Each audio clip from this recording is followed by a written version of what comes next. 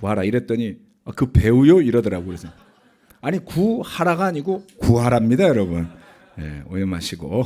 자, 예, 오늘 말씀은 몇 구절 없습니다만 같이 좀 같이 보셨으면 합니다. 마태복음 20장 20절로 22절까지인데요. 다 같이 한번 읽어보시겠습니다. 시작. 그때에 세베대 아들들의 어머니가 아들들과 함께 예수께 다가와서 절하며 무엇인가를 청하였다. 예수께서 그 여자에게 물으셨다. 무엇을 원하십니까? 여자가 대답하였다.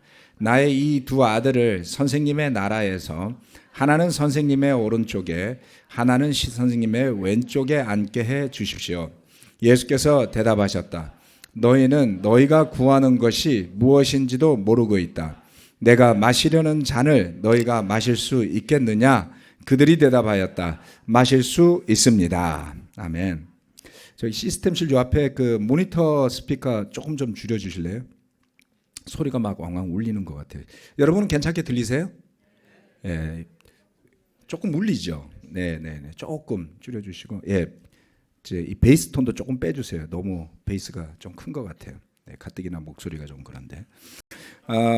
네, 조금 줄여주시고, 네, 감사합니다. 이 말씀은 우리가 뭐 잘 아는 말씀입니다. 사실 여러분 제가 하는 설교 뭐 모르는 말씀은 없잖아요. 성경 다 읽어보셨으니까 굉장히 익숙한 말씀인데요. 주님께서 이 어머니와 아들들에게 이렇게 말씀을 하셨어. 너희는 너희가 구하는 것이 무엇인지도 모르고 있다. 너희가 구하는 것이 무엇인지도 모르고 있다라고 말씀하셨어요. 과연 그 어머니와 그 두 아들은 그렇게 생각했을까요? 아니요. 하나는 왼쪽에, 하나는 오른쪽에 이렇게 앉게 해달라는 건데요 라고 생각을 하지요. 사실 우리가 많은 것을 구하지만 때로는 정말 우리가 무엇을 구하는지를 잘 모르고 하는 경우가 있다라는 그 말씀이 정말 맞다라는 생각을 하게 됩니다. 왜냐하면 그들이 구하는 것은 주님의 좌우에 앉게 하여 주십시오 이런 건데, 그런데 예수님은 그러려면 뭐가 필요한지를 모른다라는 말씀을 하신 거예요. 그러려면 내가 마시려는 잔을 너희가 마실 수 있겠느냐. 주님의 좌우에 앉는 것, 그것은 결국 내 잔을 마시는 것이다. 이렇게 말씀을 하셨죠. 그랬더니 그 두 아들들이 이렇게 대답합니다. 마실 수 있습니다. 이렇게 이야기를 했어요. 그랬더니 예수님이 그렇게 될 거다 이렇게 하셨어요. 우리는 결과를 아니까 지금 이렇게 웃지만 상황을 보면 그렇게 웃을 수 있을 만한 상황은 아니었던 것 같아요.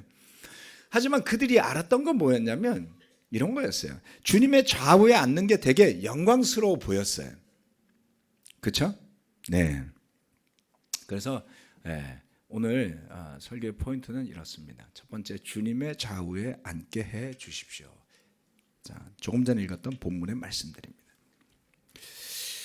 저는 이 부분에 대해서 저 나름의 생각이 있었습니다. 뭐 그 생각이라는 건 무슨 좀 편견이라고 저는 표현하고 싶은데요. 어떻게 저런 거를 구할 수 있을까? 이 일이 있고 나서 제자들 사이에서 다툼이 벌어집니다. 왜 니들만 먼저 앉으려고 그러냐, 어쩌냐 저쩌냐. 주님은 십자가를 향해서 가고 계시는데 옥신각신 자리에 대한 농공행상 논란 같은 일들이 벌어졌던 것이겠죠. 그런데 제가 다시 한번 이런 생각을 해보게 되었습니다. 그들의 구함이 틀렸던 것일까요? 그들이 다 몰랐을 수는 있지만 그들의 구함을 본다면 그것이 무슨 세상에 부자가 되게 해달라는 것도 아니었고요. 올바르지 못한 방법으로 자신들을 성공하게 해달라는 것도 아니었습니다. 그것은 주님의 좌우에 앉게 해달라고 했던 그런 구함이었던 것이죠. 그들이 그런 준비가 되어 있었을까요? 그렇게 보이지는 않습니다. 바로 이 일이 있고 나서 얼마 지나지 않아 그들은 다 도망을 가게 됩니다. 우리가 알다시피.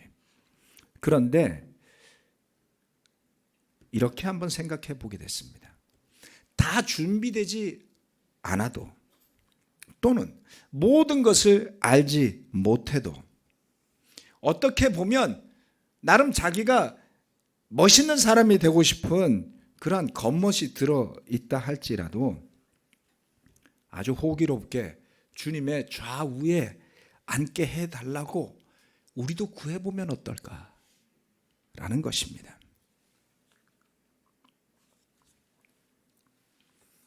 믿음의 길이 어쩌면 이런 것일 수도 있겠다 싶은 생각을 하게 됩니다. 이번에 기도를 많이 하고 전주 예배를 다녀왔습니다만 어떻게 해야 교회가 생길 수 있을까? 지난 3년 동안 많은 분들이 협조해 주셨고 함께 다녀왔습니다. 많은 기도가 있었습니다. 하지만 여전히 어렵습니다. 재원도 필요한 일이죠. 몽골 교회를 돕는 일이 되었건 또는 우리 교회의 싱글 미니스트리가 더욱 성장하도록 돕는 일이 되었건 캠퍼스 미니스트리를 세우는 일이 되었건 무엇 하나 하면 할수록 쉬운 것이 없구나라고 느낍니다. 그리고 아주 자주 도대체 여기서 뭘 해야 되는 걸까? 길이 보이지 않을 때가 참으로 많습니다. 사실 길이 훤히 보이는데 그걸 하는 건 뭐 믿음이라고 볼 수 없겠죠. 만약에 여러분에게 로또 1등 번호를 알고 있다면 로또를 안 살 사람이 어디 있겠어요? 그렇죠? 물론 모르고도 많은 사람이 사기는 합니다만 희망이 있으니까. 길이 훤히 보이면 그것은 희생이라고 볼 수가 없습니다. 그래서 마땅히 당연히 그렇게 할 수밖에 없는 필연이라고 볼 수 있는 길이겠죠. 그런데 우리가 가는 미래는 사실 그 미래가 딱히 보이지도 않고 그리고 때때로 우리가 수고했다 할지라도 그 수고한 일의 결과물이 나타나지 않으면 어떻게 반응을 하게 될까요? 네. 여러분 나름의 반응이 있을 수 있겠지만 저는 대체적으로 애쓰고 수고했는데도 불구하고 결과물이 나타나지 않으면 빨리 포기하고 미련 두지 않고 다른 거 합니다.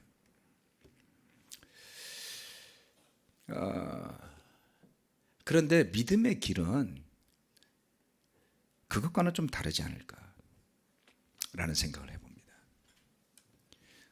어떤 것이냐면 이 요한과 야고보의 이야기였는데요. 이 요한과 야고보는 어머니를 통해서라도 그 주님의 좌우에 앉게 해달라고 구할 정도로 의욕이 넘쳤던 것 같아요. 어떤 의욕입니까? 주님과 함께하고 싶은 의욕이 넘쳤던 것입니다. 여러분, 그런 의욕이 좀 있으신가요? 있었던 때도 있고 좀 약하고 없을 때도 있는지 모르겠습니다. 좀 몰라도 좋으니까 주님과 함께하는 그런 영광스러운 자리에 앉아봤으면 하는 그 바람, 그 구함, 때때로 우리는 그것을 잘 못하는 것 아닐까. 그렇죠? 꼭 보여야지만 그 길을 가고 뭔가가 보여야지만 그 일을 하고 보이지 않는다면 갈 생각조차 하지 않는다면 과연 그것이 믿음의 삶이라고 할 수 있을까요? 서두에 말씀드렸다시피 예전에 저는 편견으로 이 부분을 바라봤던 것 같습니다. 물론 그들의 세상적인 모습도 있을 거예요. 하지만 저는 참 한심하다라고 생각을 했습니다. 세상적으로 주님을 바라본 것 아니야? 그런데 요즘은 이 요한과 야고보가 좀 대단해 보입니다. 어쨌건 그들이 구했던 것은 주님의 좌우에 앉는 것이었어요. 다른 게 아니었습니다, 여러분. 네. 뭔가가 아직 보이지 않아도, 뭔가가 아직 만들어져 있지 않아도, 또는 수고해야만 일만 잔뜩 있어 보이는 그러한 일이라 할지라도 그것이 주님의 좌우에 함께하는 일이라면 제가 거기에 앉게 해 주십시오 라고 구해보면 과연 어떨까요? 그래 보면 어떨까요, 여러분? 예컨대 똑같은 일은 아니겠지만 우리 가운데 아직도 한 번도 성경 공부를 내가 직접 인도해 보지 못한 분들이 있다면 이렇게 구해보면 어떨까요? 주님, 저도 다른 누군가의 성경 공부를 인도할 수 있도록 그 기회를 주십시오. 그렇게 구해본다면요. 내가 세례를 받고 거듭나게 되었지만 다른 누군가를 아직 주님께로 이끌어보지 못했다. 야, 이렇게 좋은 것을 나만 누리고 있을 수 있을까? 다른 누군가에게 반드시 그런 기회를 주고 싶다. 그런 기회를 줄 수 있도록 길을 열어주십시오라고 구해보시면 어떻겠습니까?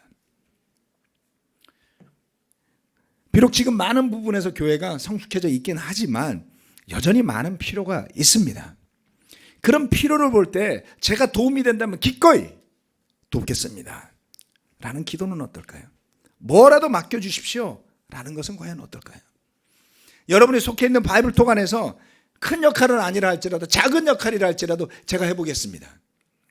바이블톡 인도자 혼자 사방팔방 분주하게 뛰어다니는 게 아니라 식당 예약은 제가 하겠습니다 라든가, 그렇죠? 야, 이번 기도회는 제가 연락을 해서 모이자고 하겠습니다 라든가, 뭔가라도 정말 아무것도 아닌 거라도 좋으니까 돕겠습니다. 역할을 주십시오. 제가 그 자리에 앉겠습니다 라고 할 수 있다면 어떨까요? 여러분, 우리가 걸어가는 길은 가본 적이 없는 길입니다. 가본 적이 없는 길이에요. 제가 어제 1980년대 그 영상을 하나 봤는데 유튜브에서 80년대 영상 이렇게 지금 바로 나올 겁니다. 한번 보십시오. 되게 재밌어요. 제가 79년도에 서울로 이사 왔는데 방배동에 살았습니다만 80년대 중학교에 들어가서 학교를 가려면 당시엔 버스를 타고 다녔어야 돼요. 초등학교는 걸어갈 만한 거리에 있었고 중학교는 좀 멀리 있었죠. 대부분 그러지 않았나요? 네, 그래서 방배동에서 버스를 타고 흑석동으로 가서 동양중학교라고 동양대학교, 이렇게 아마 같은 재단일 겁니다. 동양중학교를 다녔어요. 근데 그 버스 탈 때 모습이 그대로 똑같이 있는 거예요. 물론 그 영상에는 막 흙바닥이에요, 흙바닥. 도로로만 빼고 다 흙에 사람들이 버스가 서는 장소도 막 제각각인가 봐. 버스만 서면 우르르 가지고 타고 안내양 언니가 막 밀어넣는, 야, 그거 어떻게 넣었죠? 그죠? 막 뒤로도 밀어넣고 막 앞으로도 밀어넣고 그 안내양 언니들, 아련한 추억입니다. 폰이 택시가 막 돌아다니고. 근데 제가 주목한 것은 사람들의 댓글이에요. 저 시절로 돌아가고 싶다. 이게 뭡니까 여러분?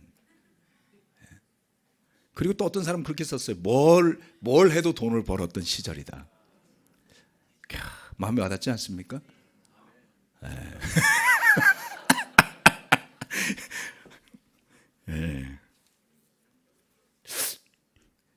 지금 많은 사람들이 그때보다 훨씬 잘 살게 됐거든요. 근데 미래를 보면서 불안하게 여겨요. 훨씬 잘 살아요. 모든 게 좋아요. 서울에서 흙으로 된 땅을 밟으려면 한참 가야 됩니다. 어딘가. 흙을 밟고 싶어도 밟을 데가 없어요. 도시도 차도 건물도 사람들의 모습도 먹는 것도 사는 것도 모든 게 좋아졌는데 사람들은 더 불안해졌어요. 왜요? 미래에 대한 미래가 보이지 않는다. 즉 믿음이 없어서입니다. 여러분, 이 세상 사람들도 세상 사는데 미래에 대한 믿음이 없으면 불안해요. 하물며 저와 여러분은 어떻습니까?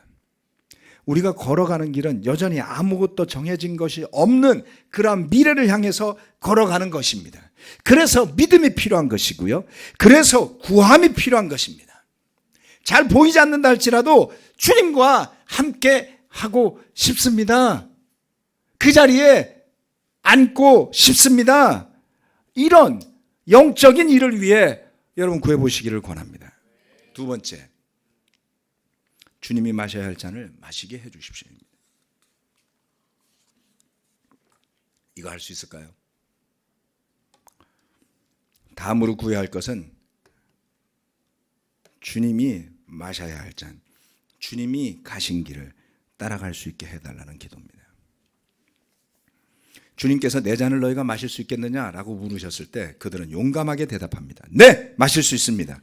아주 군인 정신 같아요. Yes, sir. 네. 농담이었을까요? 빈말이었을까요? 그 순간만. 잘 몰라서 그 말을 한 것 같아 보이기는 해요. 뭐 잘 알고 말한 것 같지는 않습니다. 그 자리가 그냥 좋아 보였나 봐요. 그렇지만 주님과 함께 하고 싶은, 그 예수님의 곁에 있고 싶은 그들의 소망만큼은 진심이었다라는 것을 알 수 있습니다. 왜요? 그들의 삶의 이후의 행적이 바로 그것을 이야기하고 있기 때문입니다. 그 구함 때문이었을까요? 주님이 십자가에 매달리셨을 때 그 주님의 십자가 곁에, 그 십자가에 매달린 주님을 바라보는 그 곁에 있었던 제자, 사도 한 명이 있었습니다. 그가 다름 아닌 바로 요한이었습니다. 요한복음 19장 25절로 27절 말씀은 이렇게 이야기합니다. 그런데 예수의 십자가 곁에는 예수의 어머니와 이모와 글로바의 아내 마리아와, 이 글로바의 아내 마리아라는 사람이 요한과 야곱의 어머니였을 것이다 라고 추정하고 있습니다. 막달라 사람 마리아가 서 있었다. 예수께서는 자기 어머니와 그 곁에 서 있는 사랑하는 제자를 보시고 어머니에게 어머니, 이 사람이 어머니의 아들입니다 하고 말씀하시고, 그 다음에 제자에게는, 이 사람이 요한입니다. 사랑하는 제자가 요한이 자신을 표현하는 거예요. 자, 이분이 내 어머니시다 하고 말씀하셨다. 그때부터 그 제자는 그를 자기 집으로 모셨다. 십자가에 매달린 주님과 대화한 유일한 사도가 요한입니다. 물론 요한도 예수님이 잡히시던 그날 밤 다른 제자들과 더불어 다 도망을 쳤을 겁니다. 베드로는 가야바의 안뜰까지 들어와서 재판받는, 그리고 고난당하는 예수님의 모습을 멀찌감치 지켜봤어요. 그리고 닭이 3번 울고 난 다음에 그는 울면서 돌아갔습니다. 십자가에 매달린 주님 곁에 베드로가 왔었을까요? 모르겠습니다. 보고 싶지 않았을지도 모르겠어요. 요한은 있었습니다. 그리고 우리 모두가 잘 알듯이 12사도들 가운데 처음 순교를 당한 사람은 바로 이 요한의 동생 야고보였습니다. 사도행전 12장 1절 2절에는 이 야고보가 헤롯의 칼을 맞고 순교를 당하는 장면이 기록되고 있습니다. 그는 사도들 가운데 가장 먼저 주님의 잔을 마신 사람이 되었습니다. 그의 형 요한은 십자가에 매달린 예수님의 곁을 지켰고, 그리고 사도들 가운데 가장 마지막까지 남아서 교회를 지킨 사람이 되었습니다. 어떤 의미에서 보면 첫 순교자였던 야고보와 마지막까지 살아남아서 주님의 몸인 그 교회를 지켰던 요한은 주님의 왼쪽과 오른쪽을 지킨 셈이 아닐까요?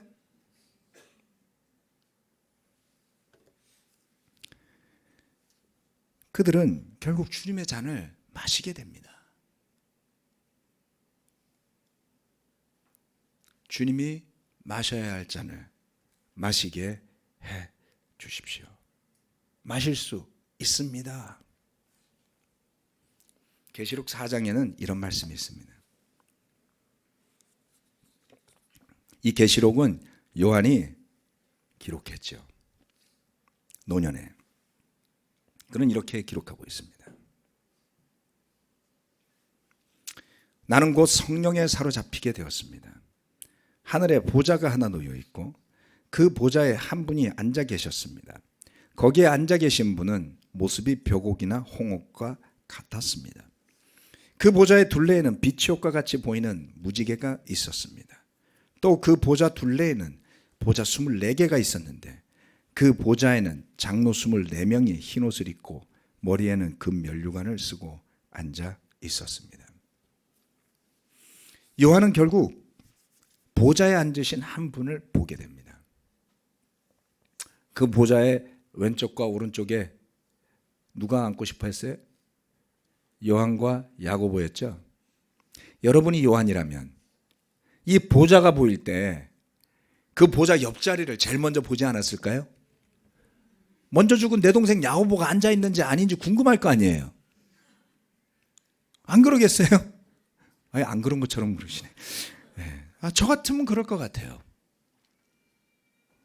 그리고 그 보좌 옆에는 24개의 자리가 있었습니다. 거기에는 장로 24명이 흰 옷을 입고 머리에는 금 면류관을 쓰고 앉아 있었습니다. 그런데 요한은 그 24명의 장로 중에 예수님의 왼쪽에 앉아 있는 그 장로가 야고보라고 기록을 하질 않았어요. 저라면 4장 5절에 그 24명 중에 왼쪽에 앉아 있는 장로가 바로 야고보였습니다. 이렇게 쓸 것 같아요. 또는 야고보가 보이지 않아 실망했던지.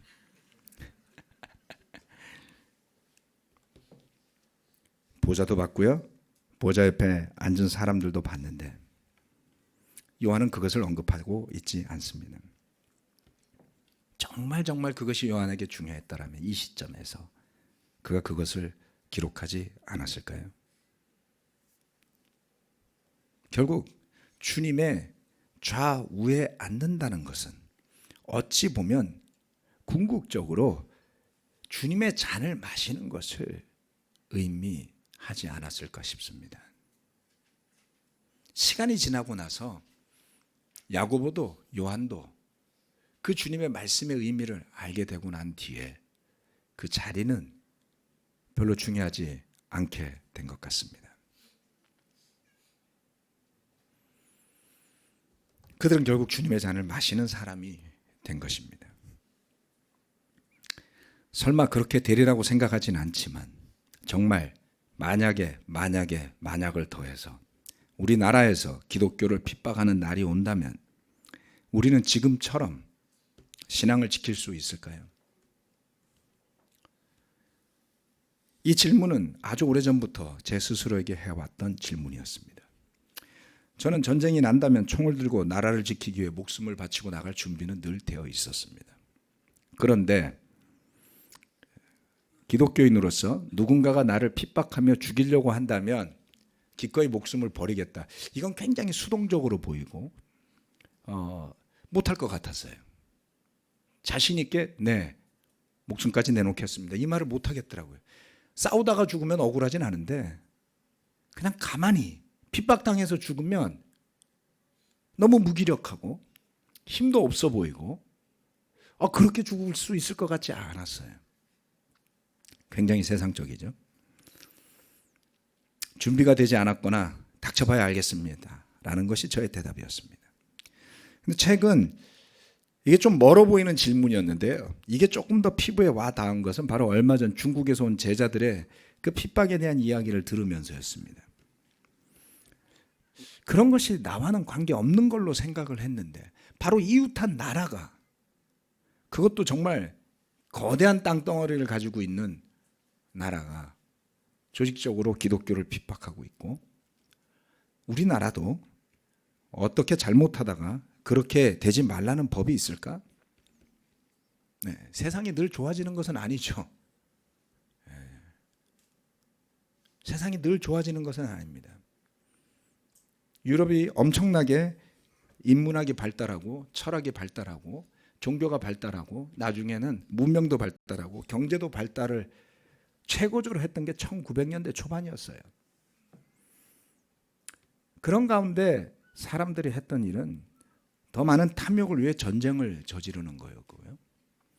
그리고 그 전쟁으로 만족하지 않아서 나치라는 조직이 생겨나면서 전 세계에 수천만 명의 사람들을 죽음으로 내모는 일이 일어난 겁니다. 20세기가 시작될 때 수많은 사람들은 희망으로 들떠 있었지만 그 20세기의 초반에 탐욕의 극치에 달해서 그 기독교 국가 간에 유럽 국가들은 대부분 기독교 국가들이었습니다. 그렇게 피비린내 나는 엄청난 전쟁을 50년도 지나지 않아 2번을 치를 거라고 예상했던 사람이 있었을까요? 인류의 역사는 우리의 바람대로만 가지는 않습니다. 그런 두려움은 있지만 이런 생각을 해보게 되었습니다. 다 알지 못한다 할지라도 이성적인 계산에서 비롯된 것이 아니라 마음에서부터 이 요한과 야고보처럼 대답해보면 어떨까? 그렇죠? 내가 할 수 있을까? 할 수 없을까? 그게 뭐 그렇게 대단한 일이죠?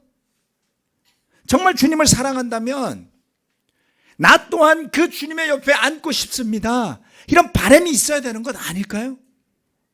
여러분, 세상에서 성공해서 뭐 하겠습니까? 대통령도 감옥 가는 시대에. 그렇지 않나요? 그룹 총수들이 맨날 감옥을 드나드는 시대에, 범법자가 없는 이 시대에 여러분의 성공이 무엇을 의미하겠습니까? 정말 성공이 있는 걸까요? 여러분, 그렇지 않습니다. 우리의 바람이 저 회장의 옆자리에 앉게 해주세요가 아니라 주님의 옆자리에 앉게 해주십시오. 그리고 그 주님이 마실 잔을 마시게 해주십시오. 준비가 됐느냐? 네! 그냥 그렇게 좀 말해보면 어떨까요? 그렇게 말해서 그런지 모르지만 요한과 야고보는 그 길을 갑니다. 요한이 그의 노년에 그 보좌를 본 이 성경 말씀, 요한계시록에 나와 있습니다만 그는 엄청나게 큰 위로를 받습니다. 끔찍한 내용들이 이 계시록에는 기록되어 있어요. 그렇지만 요한계시록은 해피엔딩이에요. 그것이 바로 우리 그리스도인들의 삶인 것입니다. 끔찍한 일들이 이 세상에 벌어집니다. 끔찍한 저주와 심판이 예비되어져 있습니다. 우리에게는 원치 않는 핍박이 기다리고 있을 겁니다. 그렇지만 신앙의 승리자는 그 주님의 나라에 함께할 것이라는 희망이 있는 믿음의 미래가 기록된 것이 계시록이에요.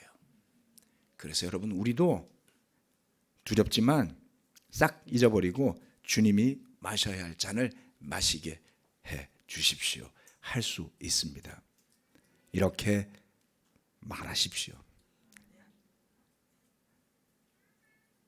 구하십시오. 주님의 곁에 앉기를 구하십시오.